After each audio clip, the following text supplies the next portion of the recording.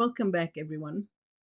This is our second last video of the six-part series, and it briefly addresses reclaiming your narrative and how to quiet the echoes of abuse.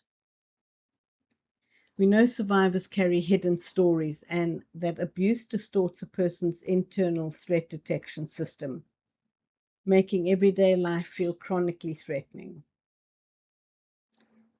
For this particular video, I'd like to urge some caution when going through the 3 or 4 slides.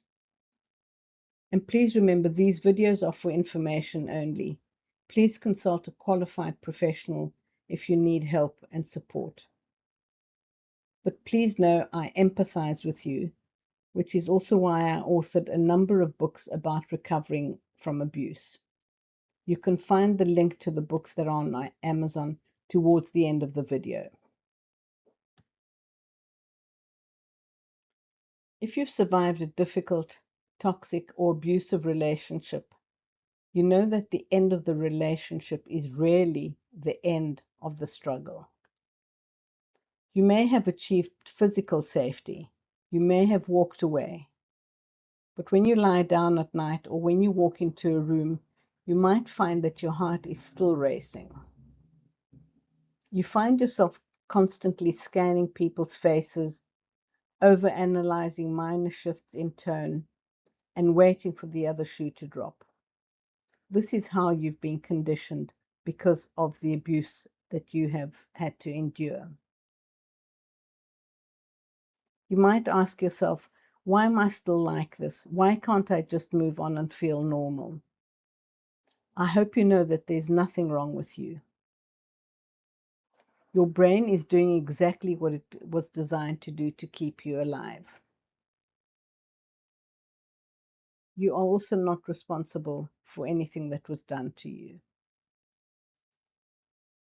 You of all people know that during an abusive experience, your brain's threat detective system, the amygdala, goes into a state of hyperarousal. It learns that your survival depends on constant vigilance. It memorizes the tiny warning signs of danger: a heavy footstep, a sudden silence, a specific look, or a shift in posture. When you leave that environment, your physical circumstances change, but your brain's alarm system is still running on the old survival-focused script. It interprets completely neutral situations as imminent threats. For example, a partner being quiet doesn't just mean they are tired. To your sensitized brain, it interprets this as danger is coming. I'm about to be punished. This is how trauma shapes our daily stress interpretation. It distorts our internal compass, making peace feel terrifying because we're constantly waiting for the next conflict. We never really relax and trust that everything is okay. Recovery from abuse is not about forcing yourself to get over it. And if anyone ever says, get over it, ignore them. Recovery is about systematically retraining your threat detection system. It's about helping your brain to realize that the war is over and it is safe to stand down. You of all people know that recovery requires you to retrain this threat detection system and see normal things as normal. We must slowly separate the automatic traumatic interpretations from our current reality. When you feel that wave of panic rise, please use this two-step process. Step 1, name the traumatic echo.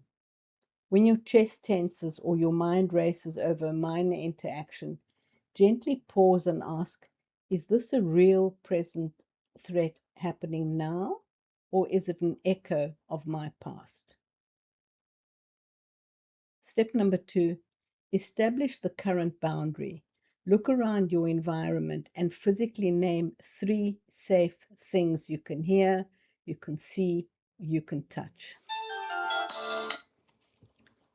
Remind your nervous system, I am safe in this room.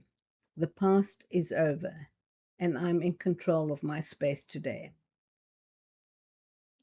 By slowing down the reaction and measuring the threat objectively, you begin to rebuild those neural pathways. You reclaim your narrative.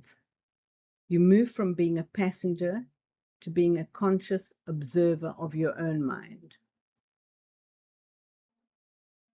My Tier 1 program, the Stress Interpretation Reset that you've heard so much about, provides the structured cognitive exercises and measurement tools to help you gently retrain your brain to distinguish between past trauma and present safely.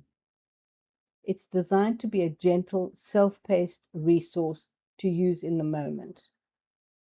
It does not replace therapy, but it can help take the edge off. You survived the storm. Now let's rebuild the foundation one step at a time. Here are the links to a few things that could be helpful. The Paco Straws Emotional Stability Personal Check-in. It's non-threatening, it's non-clinical, it simply helps you check in with your stress level in the moment, in the present, today.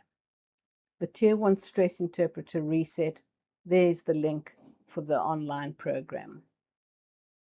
Here are a couple of links to Amazon books, and I've given you a prompt for you to find the recovery books. There are around 9 of them. And please don't forget, if you have a podcast, a newsletter, a coaching practice, or community for women focusing on resilience, on burnout, on recovery, on confidence, on emotional well-being, I would love to contribute a guest article, an interview, a workshop, or discussion for your audience. Please contact me via the link on the slide. Thanks again for watching. Take a deep breath as always, and I'll see you in the last video.